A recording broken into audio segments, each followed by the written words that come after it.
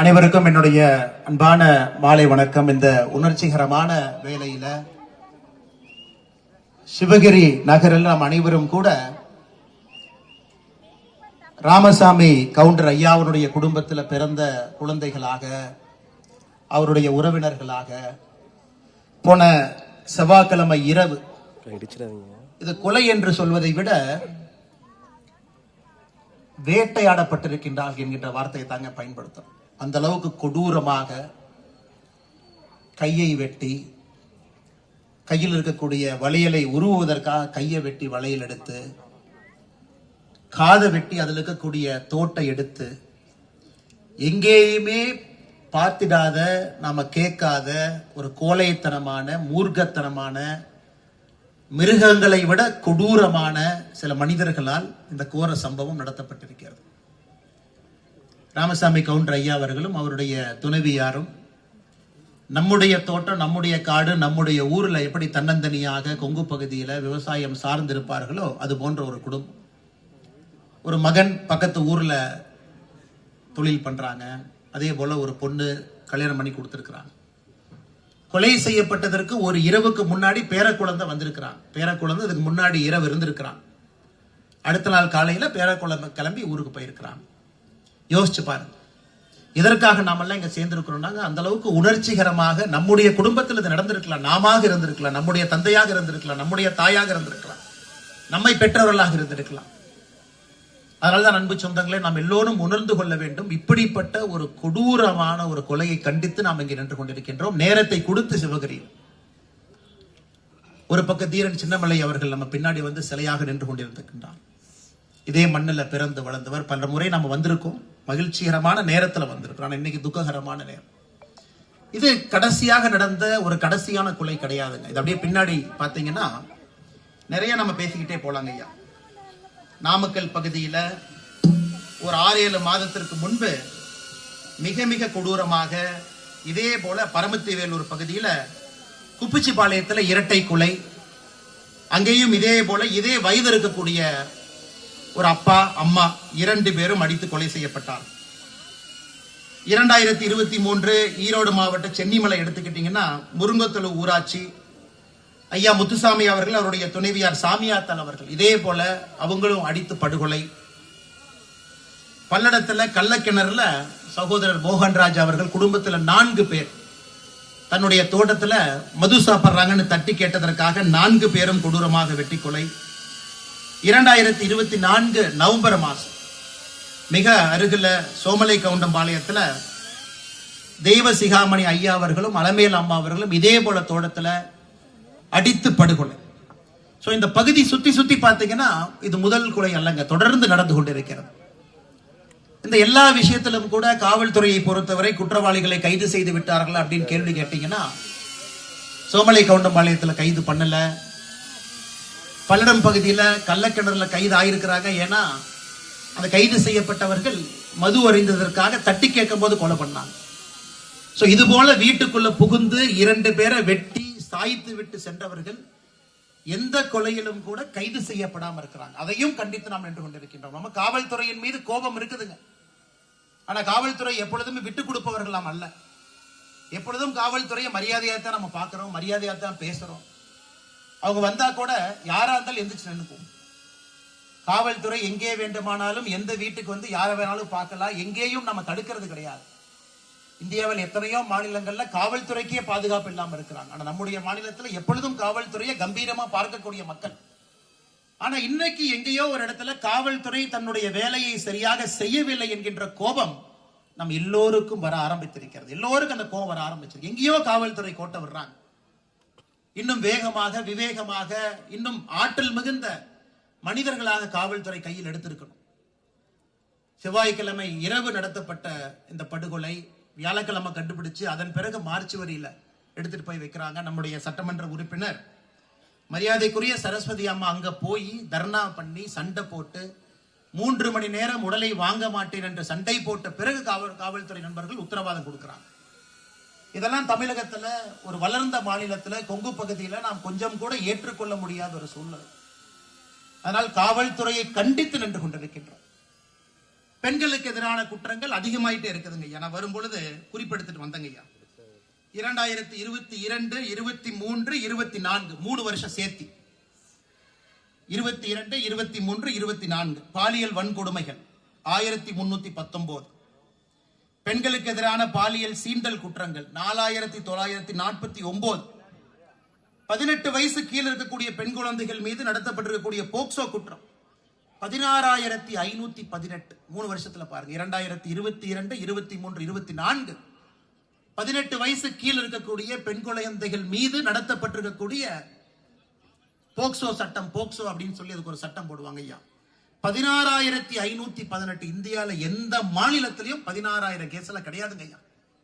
பாலியல் வன்கொடுமைகள் பாருங்க, 100, 200 இல்லைங்க ஐயா. 4,949, 5,000 கேஸ்ல இருக்கு. சட்டம் ஒழுங்கு உறுதியாக தமிழகத்துல சீரழிந்து விட்டது. சட்டம் ஒழுங்கு உறுதியாக மாண்புமிகு முதலமைச்சர் ஐயா ஸ்டாலின் அவர்கள் கையில இல்ல. கையை விட்டது போயிருச்சுங்க ஐயா. கட்டுப்படுத்தக்கூடிய திறன் அந்த ஆட்சி கையில் இல்ல. அதையெல்லாம் நாம் பார்த்து கொண்டிருக்கின்றோம், கவனித்துக் கொண்டிருக்கின்றோம். எப்ப தேர்தல் வராதா என்று நினைத்து ஏங்கிக் கொண்டிருக்கின்றோம். 2026 ஏப்ரல் மாசம் நடக்கிற தேர்தல் நாளை காலையில் நடத்திடலாமே, உங்களை வீட்டுக்கு அனுப்பிச்சிடலாமே. நல்ல ஒரு திறமையான, தகுதி வாய்ந்த, இது போன்ற விஷயத்தை எல்லாம் இரும்பு கரம் கொண்டு அடக்கக்கூடிய ஒரு முதலமைச்சர் நமக்கு வேண்டும். அது மட்டும் இல்லாம காவல்துறையை சுதந்திரமாக காவல்துறையை விட்டு இந்த மாதிரி யாராவது வேட்டை நாய்கள் வீட்டுக்குள்ள புகுந்து படுகொலை எல்லாம் நடத்துறாங்கன்னா அந்த வேட்டை நாய்களுக்கு நாம் கொடுக்கக்கூடிய தண்டனை என்பது உலகமே திரும்பி பார்க்கின்ற அளவுக்கு அந்த தண்டனை இருக்கணும். அவ்வளவு தைரியமாக ஒரு அரசு இயங்க வேண்டும். அரசுக்கு அந்த தைரியம் கிடையாது. அரசுக்கு தைரியம் இல்லாதனால காவல்துறைக்கு அந்த தைரியம் இல்லை. அதனால் இது அனைத்தையும் கண்டித்து சிவகரியில் நின்று கொண்டிருக்கின்றோம். இந்த அற்புதமான மண்ணில் நின்று கொண்டிருக்கின்றோம். அந்த இறந்து போன 2 ஆன்மாக்கள், இந்த குழந்தைகள் 2 பையன் பொண்ணு பாத்தீங்கன்னா கதறி தேம்பி எழுது கொண்டிருக்கின்றார்கள். எங்க அப்பா அம்மா இந்த மாதிரி நாங்க பார்த்ததே எல்லாம் எப்படி பாருங்க, கையை வெட்டி வளையல் எடுத்திருக்கிறாங்க, காதை வெட்டி தோடு எடுத்திருக்கிறாங்க. அதனால்தான் அருமை சொந்தங்களே, ஒரு பக்கம் நாம் கோபத்தில் நின்று கொண்டிருக்கின்றோம். ஒரு ஜனநாயகத்தில் நம்மால் முடிந்த அளவுக்கு குரலை உயர்த்தி கொண்டிருக்கின்றோம். அரசியல் கட்சிகள் இங்க வந்து மேடை போட்டு மக்களை ஒருங்கிணைத்து பேசுறாங்க, மக்கள் மத்தியில் விழிப்புணர்வு ஏற்படுத்துறாங்க. மக்கள் நீங்களும் வேலையெல்லாம் விட்டுட்டு நீங்களும் வந்து அரசுக்கு இதன் மூலமாக ஒரு கருத்து சொல்றீங்க. பாருங்க எவ்வளவு கூட்டம் சேர்ந்திருக்கும் சிவகிரியில. ஒரு சின்ன ஊர்ல எத்தனாயிரம் மக்கள் இங்கே வந்து நின்று கொண்டிருக்கின்றோம். அரசனுடைய காதுக்கு தெரியப்படுத்தும் அளவுக்கு நம்முடைய செய்தி போது வேகமா புடிங்க. இன்னொரு பக்கம் காவல்துறைக்கும் செய்தி கொடுக்கிறோம். ஐயா உங்க மேல மரியாதை இருக்கு, ஆனா அந்த மரியாதை தினமும் கொஞ்சம் கொஞ்சமாக குறைந்து கொண்டு வருதுங்க ஐயா, சுதாரிச்சு வேகமா புடிங்க. அருமை சொந்தங்களே, இன்றைக்கு பாரதிய ஜனதா கட்சியை பொறுத்தவரை மேடையில் நம்மோடு நின்று கொண்டிருக்கக்கூடிய நம்முடைய கூட்டணி கட்சியினுடைய தலைவர்கள் எல்லாம் இங்க இருக்கிறாங்க. தமிழ் மாநில காங்கிரஸ், பாட்டாளி மக்கள் கட்சி, இந்திய ஜனநாயக கட்சி, புதிய நீதி கட்சி, கொங்கு நாடு வேட்டுவ கவுண்டர் முன்னேற்ற சங்கம், பெருந்தலைவர் மக்கள் கட்சி, உழைப்பாளர் முன்னேற்ற கழகம் எல்லாம் இருக்கிறாங்க. அனைத்து இந்திய அண்ணா திராவிட முன்னேற்ற கழகத்தினுடைய தொண்டர்கள் இருக்கிறாங்க. எல்லாரும் ஒரே கருத்தில் நின்று கொண்டிருக்கின்றோம். நீங்க பிடிக்கல அப்படின்னா நாங்கள் வீதிக்கு வர வேண்டி இருக்கும். அதனால்தான் காவல்துறை நண்பர்களே, நாங்க சொல்றதை நல்லா கேட்டுக்க. அந்த கூட்டத்துல எல்லாரும் பொதுமக்கள் சேர்ந்து நாங்க இதை விடை போறது கிடையாது. ஏன்னா ஒரு ஊரா, சோமலக்கவுண்டம்பாளையம், கள்ளக்கிணறு, அப்படியே ஒரு ஊரா போங்க. நாமக்கல், பரமத்திவேல், எல்லா பக்கம் ஒரு கொலை நடக்கும், 2 நாள் பேசுவோம், 6 மாசத்துல மறந்துடுவோம், அடுத்த கொலை நடக்கும், மறுபடியும் பேசுவோம், மறந்துடுவோம், அடுத்த கொலை, 6 மாதத்திற்கு ஒரு கொலை. சென்னிமலையில் 2023. ஆனால் இந்த முறை நாம் யாரும் இதை விட போவதாக இல்லை. நாம வீதிக்கு வர வேண்டிய சூழ்நிலை இது. இன்னைக்கு பாருங்க ஐயா, நாம சம்பவம் நடந்து 6 நாள் கழிச்சு நம்ம பேசிக்கிட்டு இருக்கோம். நான் இங்க இருக்கக்கூடிய எல்லா தலைவர்கள் சார்பாக உங்க முன்னாடி வைக்கிறது, இன்னும் 2 வாரத்துல நீங்கள் கொலையாளியை கண்டுபிடித்து கைது செய்து நீதிமன்றத்துக்கு அனுப்பல, எங்களை பொறுத்தவரை நாங்க இங்கே ஆட்சியில் இருந்தால் நீதிமன்றத்துக்கு அனுப்ப மாட்டாங்க ஐயா. துப்பாக்கி எல்லாம் எதுக்கு இருக்குதுங்க ஐயா, குண்டெல்லாம் எதுக்கு இருக்கு? பயத்தை ஏற்படுத்தும் அளவு குறைந்தபட்சம் நீங்க அதை செய்யல அப்படின்னா 20ஆம் தேதியிலிருந்து, செவ்வாய்க்கிழமைங்க ஐயா 20ஆம் தேதி, இதே சிவகிரியில தொடர் உண்ணாவிரத போராட்டத்திலே நாம் அமர இருக்கின்றோம். தொடர் உண்ணாவிரத போராட்டம் அது கலைக்கணும்னா முதலமைச்சர் தான் இங்க வரணும். அந்த 20ஆம் தேதி செவ்வாய்க்கிழமை ஆரம்பிக்கக்கூடிய அந்த உண்ணாவிரத போராட்டத்தில் காலையிலிருந்து இரவு வரை முழுவதுமாக உண்ணாவிரதத்தில் நான் அமர்ந்து அந்த போராட்டத்தை ஆரம்பித்து வைக்கின்றேன். தோட்டங்காட்டுல இருக்கிறவங்க, வீட்டுல இருக்கிறவங்க எல்லாரும் வந்து மாறி மாறி ஒரு நாள் உட்கார்ந்துட்டே இருக்கலாங்க ஐயா. ஆனா நீதி கிடைத்தாக வேண்டும். இன்னொரு கிராமத்துல, இன்னொரு ஊர்ல, இன்னொரு விவசாய குடும்பத்துல இன்னொரு தாத்தா பாட்டியோ அப்பா அம்மாவோ அடித்து கொல்லப்படுவதற்கு முன்பு இதுதான் கொங்கு பகுதியில தமிழகத்தில் இது போன்ற கொலை கடைசி என்பதை இந்த ராமசாமி கவுண்டர் ஐயாவுடைய கொலையின் மூலமாக அதை என்று கொண்டு வருவோம்.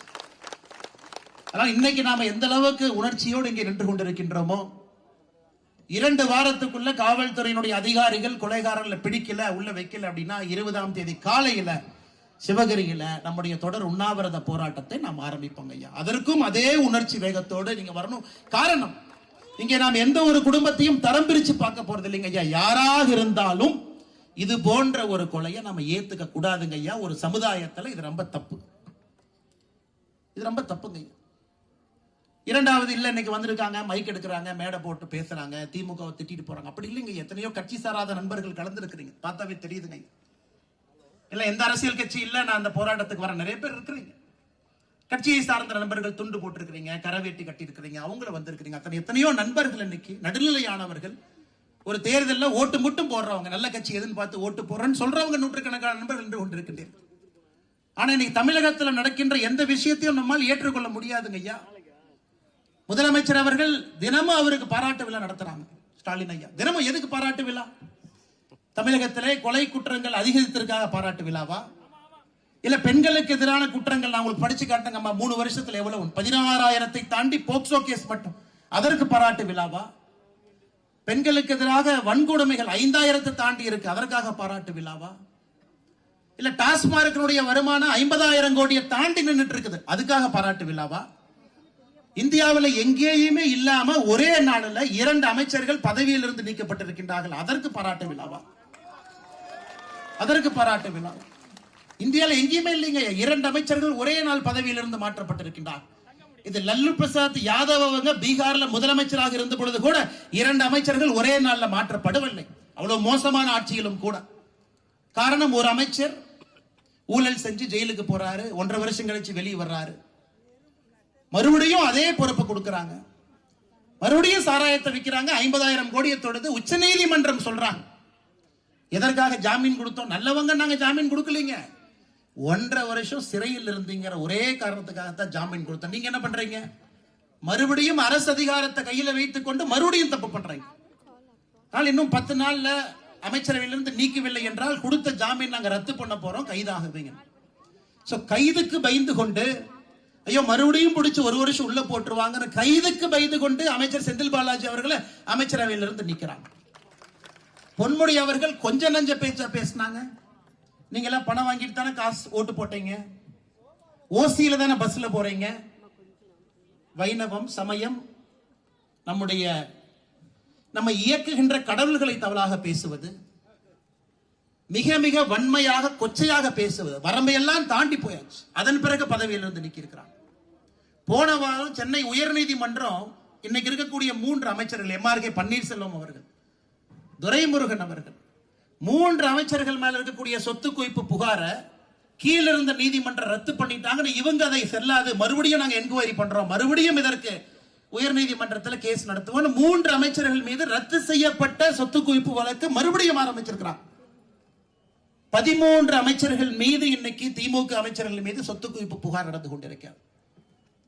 அன்பு சொந்தங்களே, இந்த தவறுங்கிறது ஒரு இடத்துல நடக்காதுங்க. நிர்வாகம் மொத்தமாக சீர்குலைந்திருக்கிறது, நிர்வாகம் மொத்தமாக தோற்றுவிட்டது, மொத்தமா நிர்வாகம் தோத்தாச்சு.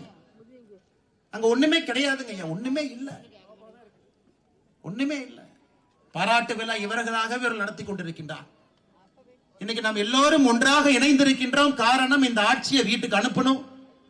2026 ஏப்ரல் மே மாசத்துல தமிழகத்திற்கு பிடித்திருக்கக்கூடிய பீடையை அகற்ற வேண்டும் என்று கொண்டிருக்கின்றோம்.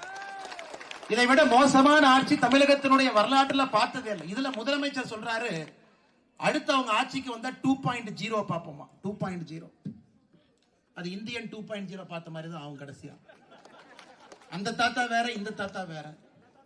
இந்த 2.0 எது வந்தாலும் என்ன நடக்கும்னு உங்களுக்கு தெரியுங்க. அதுல அவரே அவருக்கு மார்க் போட்டுக்கிறாரு, இந்தியன் 2.0 மாதிரி நானும் 2.0 வருவேன் 2026. அதனால் அன்பு சொந்தங்களே, நாம் எல்லோரும் ஒருங்கிணைந்து ஒன்றாக கட்சியை தாண்டி நிற்கணும். திராவிட முன்னேற்ற கழகத்தினுடைய நண்பர்கள் தொண்டர்கள் இங்கு இருந்தாலும் உங்களுக்கும் என்னுடைய வேண்டுகோள், நீங்களும் ஏற்றுக்கொண்டுதான் ஆக வேண்டும். இந்த ஆட்சியில சட்டம் ஒழுங்கு சீர்குலைந்திருக்கிறது என்பது நீங்கள் ஏத்தினா, உங்க குடும்பத்துல பொண்ணுங்க இருக்காங்க, உங்க குடும்பத்துல வயசானவங்க இருக்கிறாங்க, உங்க குடும்பத்துல தாத்தா பாட்டி இருக்கிறாங்க, அவங்களும் தோட்டத்துல இருக்கிறாங்க.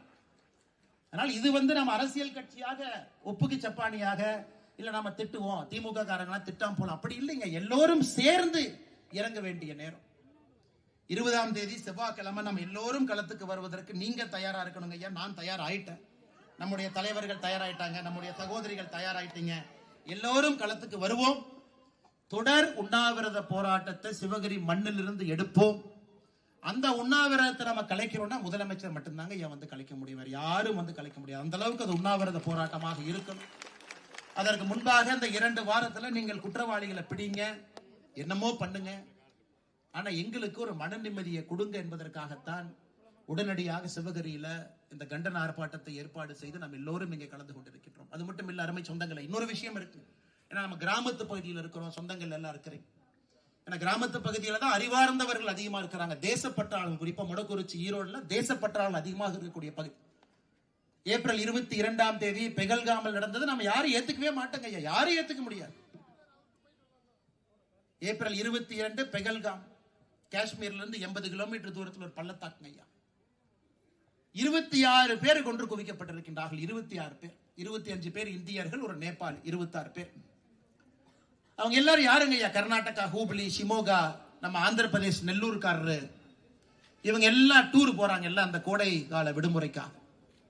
புதிதாக திருமணமாகி போனவங்க இருக்கிறாங்க, ஹனிமூன் போனவங்க இருக்கிறாங்க, திருமணமாகி 1 வாரம் ஆன நேவி ஆபீசர் அவங்க இருக்கிறாங்க. ஷிமோகால இருந்து காஷ்மீருக்கு போய் பார்க்கணும், இதுவரைக்கும் போனதே இல்லைன்னு போன கணவன் மனைவி 2 குழந்தைகள், 4 பேர்.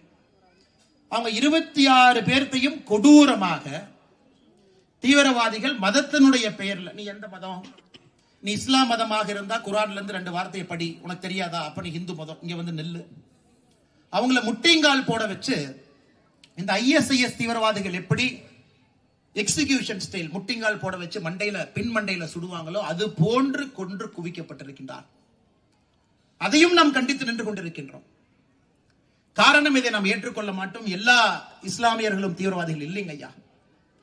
இஸ்லாமில் அதை தவறாக புரிந்து கொண்டவர்கள் சில தீவிரவாதிகள் இருக்கிறாங்க. அவர்களால் இஸ்லாம் மதத்துக்கே கெட்ட பேர், எல்லோருக்குமே கெட்ட பேர்.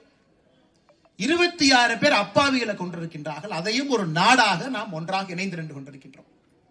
அது இன்னைக்கு நாம சொல்லி இருக்கோம், பாகிஸ்தான்ல இருந்து யார் இங்க இருந்தாலும் உடனடியாக திரும்பி செல்ல வேண்டும் என்று சொல்லி இருக்கின்றோம். யார் இந்தியாக்குள் இருக்கக்கூடாது. இந்தியா முழுவதும் முதலமைச்சர்கள் வேலையை ஆரம்பிச்சிட்டாங்க. நான் தமிழ்நாடு முதலமைச்சர் சம்பந்தமாக எந்த வேலையுமே ஆரம்பிக்கல.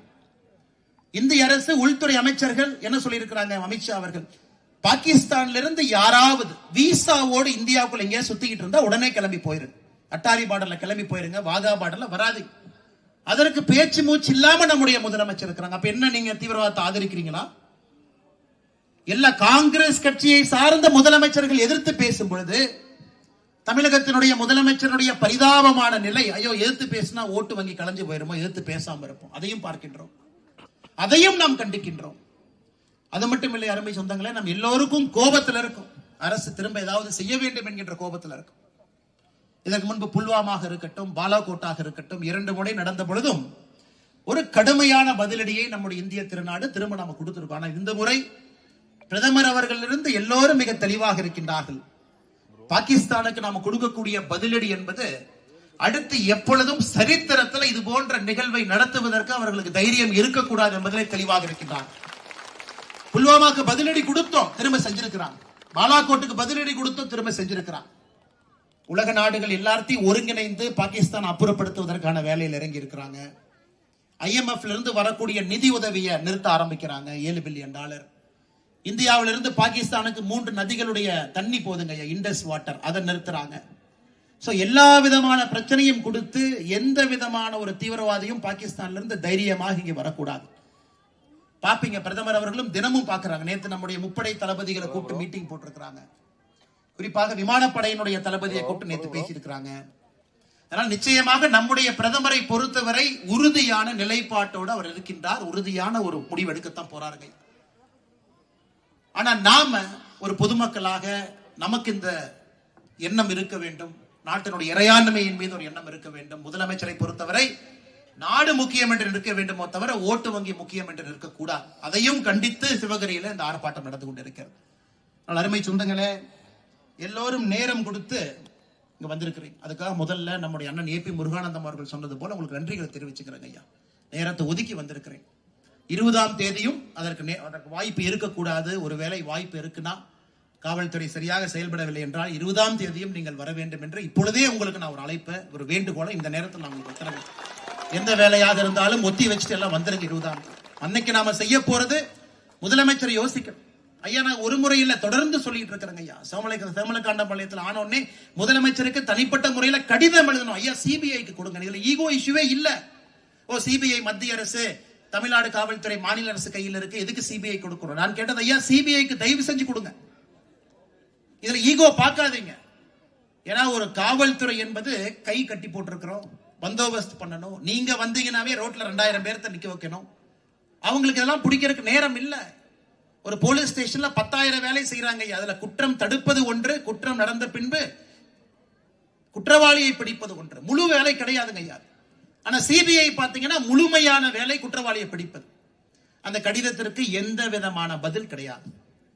சரி, பதில் போலின்னு எழுதின கடிதத்தை பத்திரிகை மூலமா கொடுத்தோம், அதற்கும் பதில் இல்லை. அதனால இன்னைக்கும் முதலமைச்சருக்கு நாங்கள் வைக்கக்கூடிய வேண்டுகோள், ஐயா உங்களால பிடிக்க முடியல.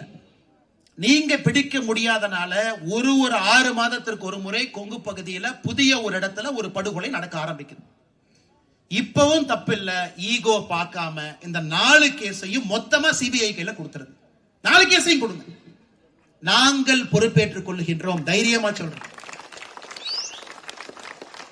தமிழ்நாட்டினுடைய பாரதிய ஜனதா கட்சி மாநில தலைவர் அண்ணன் நயினார் நாகேந்திரன் உட்பட எல்லா மூத்த தலைவர்களும் டெல்லிக்கு போய் அமித்ஷா அவர்களை பார்த்து, ஆனா நீங்க தாங்க ஒப்புதல் கொடுக்க முடியும், மத்திய அரசு இந்த கேஸ் எடுக்க முடியாது. காரணம், ப்ராசிக்யூஷன் சாங்ஷன் என்கின்ற விஷயத்தை நீங்க தூக்கிட்டீங்க. மத்திய அரசு தானாக தமிழகத்திற்குள்ள வந்து ஒரு கேஸ் எடுக்கிறதுக்கான அதிகாரத்தை நீங்க திரும்ப எடுத்துட்டீங்க. 2 ஆண்டுகளுக்கு முன்பு ஏன் செந்தில் பாலாஜியை காப்பாற்றுவதற்காக அந்த ப்ராசிக்யூஷன் சாங்ஷன் என்பதை எடுத்துட்டீங்க. அப்படின்னா மத்திய அரசு தானாக ஒரு மாநிலத்திற்குள்ள வந்து ஒரு கேஸ் எடுக்க முடியாதுங்க ஐயா. 2022க்கு முன்னாடி மத்திய அரசு நேரா வந்து இந்த கேஸ் எடுத்துக்கலாங்க ஐயா. நேரா அந்த கேஸ் எடுத்துக்கலாம், யாரையும் கேட்க வேண்டிய அவசியம் இல்ல. ஆனா செந்தில் பாலாஜி மேல கை வைப்பாங்க அப்படின்னு நீங்க பயப்பட்டது எடுத்த காரணத்தினால நீங்க தான் இன்னைக்கு மத்திய அரசு கொடுக்கணும். நீங்க கடிதம் எழுதி நீங்க தான் ஒப்படைக்க முடியும். அதனால தயவு செய்து இந்த 4 வழக்கையும் சிபிஐ கையில கொடுங்க. அந்த இன்ஸ்பெக்டர், சப் இன்ஸ்பெக்டர்லாம் 30-40 வருஷம் இந்த ஒரு மர்டர் கேஸ் மட்டும் பாக்குறவங்க இருக்கிறாங்க. பீகார், யூபி, ஏதோ ஒரு ஊர்ல இருந்து வருவாங்க. மோப்பனாய் மாதிரி இந்த ஊர்ல கேம்ப் போட்டு இங்கேயே உட்கார்ந்து பிடிச்சிருவாங்க.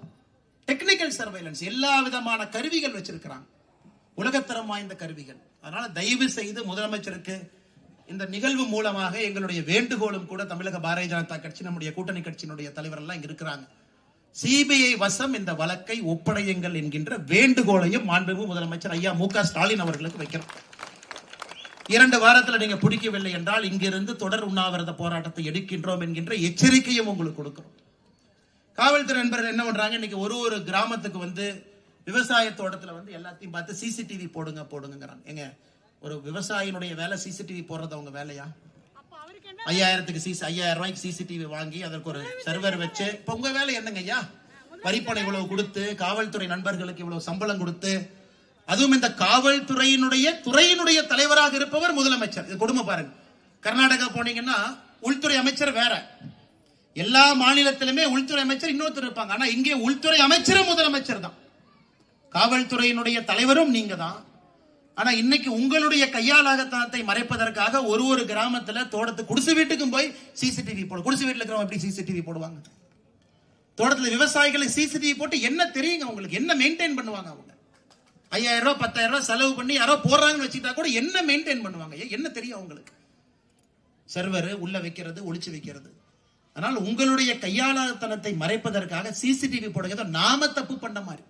நீங்க வந்து ஃபர்ஸ்ட் கேள்வி, சிசிடிவி இருக்கா அப்படிம்பாங்க. ஏதோ நாம ஏதோ போடாதனாலதான் குற்றவாளிங்க வந்த மாதிரி, ஏதோ நீங்கள் நானும் போடாத மாதிரி அங்க போயிட்டு இருக்கிற குற்றவாளி அங்க சிசிடிவி இல்ல வண்டி விடுறான்னு வந்த மாதிரி, ஏதோ நாம குற்றம் செஞ்ச மாதிரி. அதனால குற்றத்தை யாரு மேல திருப்புறீங்க? நம்ம மேல திருப்புறீங்க. ஆனா அன்பு காவல்துறை சொந்தங்களே, தயவு செஞ்சு இதுக்குள்ள போகாம குற்றவாளியை பிடிக்கக்கூடிய வேலையில் நீங்கள் இறங்க வேண்டும் என்கின்ற வேண்டுகோளை உங்களுக்கு விடுக்கிறோம். இன்னமும் சொல்லுகின்றோம், காவல்துறையின் மீது மரியாதை இருக்கக்கூடிய ஒரு பகுதி கொங்கு பகுதி. அதிகமாக மரியாதை கொடுக்கக்கூடிய பகுதி கொங்கு பகுதி. அதனால தயவு செய்து இது உங்களுடைய மான பிரச்சனை. நீங்க பிடிக்கணும், முழு நேரம் அதை மட்டும் செய்யுங்க, வேற எந்த வேலையும் செய்யாதீங்க. 19ஆம் தேதிக்குள்ள இதை நீங்கள் செய்ய வேண்டும் என்று வேண்டுகோள் விடுப்பதோடு இந்த கண்டன ஆர்ப்பாட்டத்திற்கு வந்திருக்கக்கூடிய எல்லோரும்